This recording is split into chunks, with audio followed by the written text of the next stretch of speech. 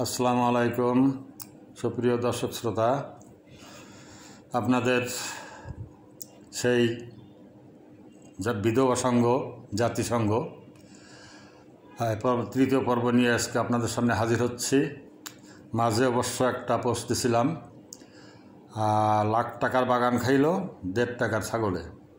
তা আসলে এটা আপনারাও জানেন প্রবাদটা, কিন্তু আমি শুধুমাত্র আপনাদের মনে করাই দিতে চাই যে ছোট্টখাটো জিনিসে কত বড় ক্ষতি করে দিতে পারে। এত সুন্দর উপকারী একটা প্ল্যাটফর্ম আপনার মুষ্টিমেয় কিছু দুষ্ট লোকের জন্য ব্যবহার অনুপযোগী হয়ে উঠছে। তারপরে বড় বড় গ্রুপ তো আছে যে হ্যাকার বা ইত্যাদি ইত্যাদি।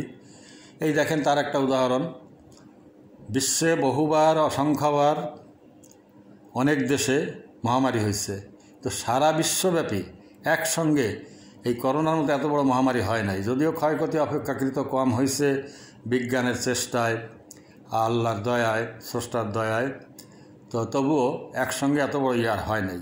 তা সেই করোনার জীবাণু ছিল কিন্তু অত্যন্ত ক্ষুদ্র। যাই হোক, আপনাদের পেশ করছি সেই বিধবা সংঘ জাতিসংঘ তৃতীয় পর্ব। মানবতার দোহাইতে আনলো বদল বিশ্বতে কত দেশের মানচিত্র।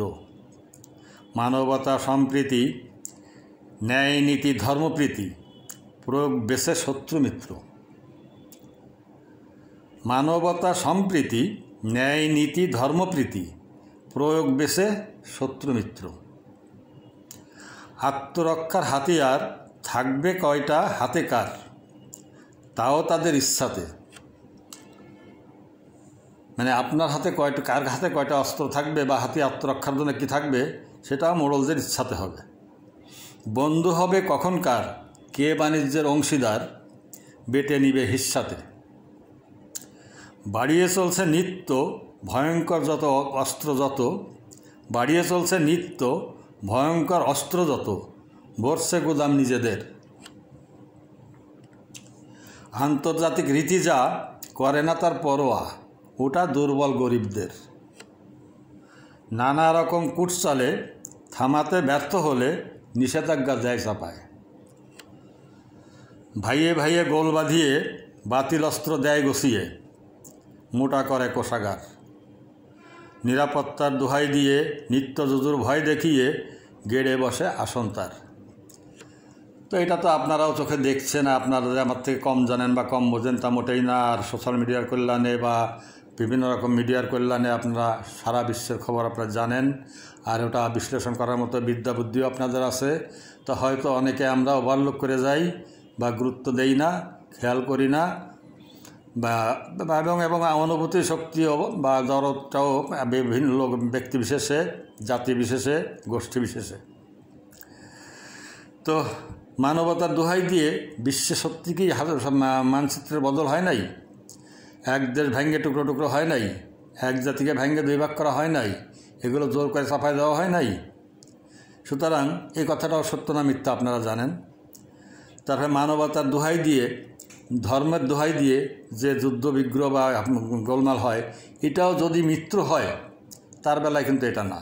তার মিত্র হতে হবে, তার অনুগত হতে হবে, তাহলে তোমার কোনো সমস্যা নেই।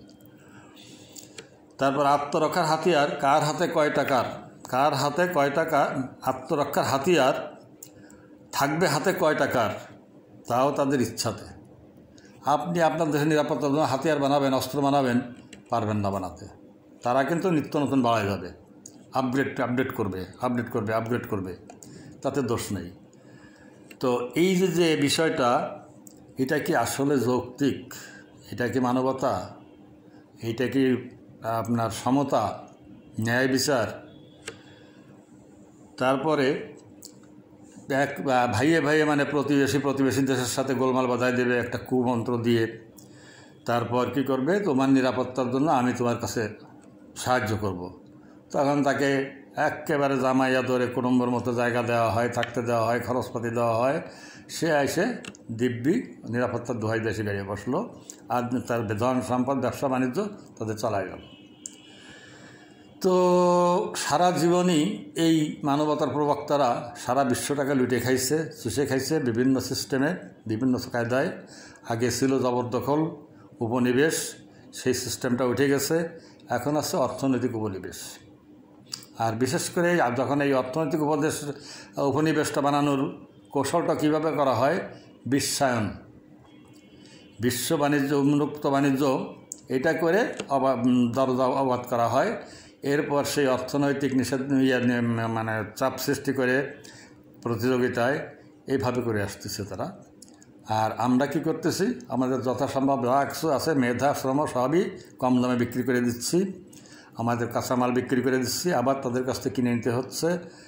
আর এর ভিতরে তাদের মিত্র যদি বড় বড় অপরাধও করে কোনো দোষ নেই, আর শত্রু দেশ বা যারা মিত্র না বা অনুগত হচ্ছে না তাদের পদে পদে দোষ ত্রুটি, এটা তাদের সাজা তার জন্য এসে পড়বেই, এবং জোটবদ্ধ হয়ে।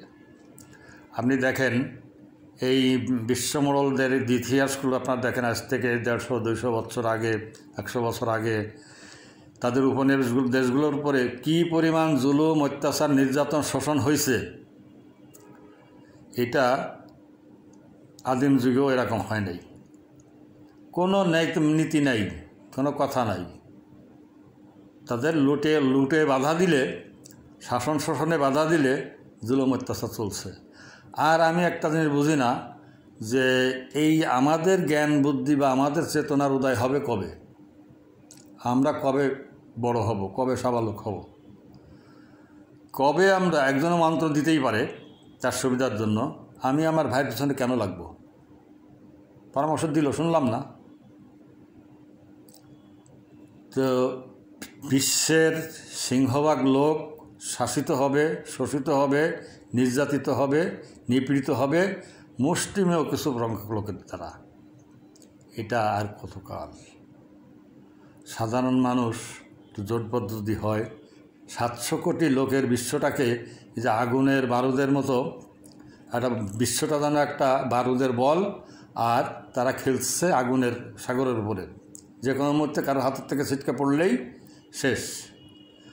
আর পরমাণুর এই যে খেলা, হুমকি ধামকি, এটা যে কত বড় ভয়াবহ পরিণতি ডেকে আনতে পারে বিশ্বে। আরেকটা ভবিষ্যৎবাণী আপনাদের আমি বলতেছি, যে মানুষের এই যে স্পর্ধা, 150 তলা 200 তলা এত বড় বড় বিল্ডিং করতেছে আজকে, এরও তো একটা সীমা আছে, মেয়াদ সীমা আছে। হয়তো 100 বছর, 200 বছর, 300 বছর, তারপর তো ধসে পড়বে।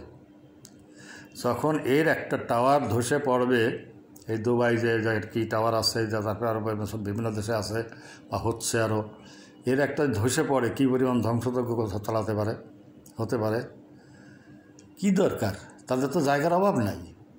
এই যে বৃত্তের অহংকার, ক্ষমতার অহংকার, বিলাসিতা, অপচয়, আর গরিব দুঃখী দেশগুলো না খেয়ে মরছে, তাদের থাকার জায়গা নেই। তারপরে আছে কিছু আছে তাদের কোনো নাগরিক বলেও কোনো দেশে স্বীকার করতে রাজি না। এ মানব সন্তান না? সৃষ্টির সেরা মানব জাতি। তো যার ক্ষমতা আছে তাকে ক্ষমতা দিয়ে আল্লাহ পরীক্ষা করেন, আর যা কাউকে না দিয়ে পরীক্ষা করেন। কিন্তু এর জন্য পস্তাতে হবেই। দাবার গুটি উল্টে যাবে, পাশা উল্টে যায়। বহুবার বদল হয়েছে, ক্ষমতার হাত বদল হয়েছে। তা এটা শুধু বিশ্ব ব্যবস্থার উপরে না, এটা আমাদের সামাজিক জীবনেও আছে। আমি দেখছি অনেকেই আপন ভাইপো, ভাতিজা, ভাইজি বা আপনদের, এতিমদের সম্পত্তি একজন প্রভাবশালী অভিভাবক ক্রাশ করে নিতে, লুটে নিতে, শুষে নিতে। তো বিবেক বলে কি কিছুই নেই? আমি তো নিজে দেখছি, 2টা পশুতে লড়াই করতেছে, আর একটা এসে থামাই দিচ্ছে, বেপরাডারে ধাক্কা দিচ্ছে, ফেলে দিচ্ছে। তো মানুষের ভিতরে এই বিবেকবোধটা কবে জাগবে? আর বিজ্ঞান, এই বিজ্ঞানীরা যারা মারণাস্ত্র তৈরি করছে, তাদের বিন্দুমাত্র শ্রদ্ধা তাদের প্রতি আমার নেই। আপনার মারণাস্ত্র তৈরি করা অমুক ম্যান তমুক ম্যান, এদের প্রতি আমার কোনো শ্রদ্ধা নেই। এদের যত বড় বড় বাণী হোক না কেন, আমি কিন্তু অবলোক করে যাই। মানবিক গুণাবলী যার ভিতরে নাই, তাকে মানুষ বলে স্বীকার করতে আমি রাজি না। যাই হোক, সবার মানবতা জাগ্রত হোক, সবার কল্যাণ হোক, এই কামনা করে শেষ করছি।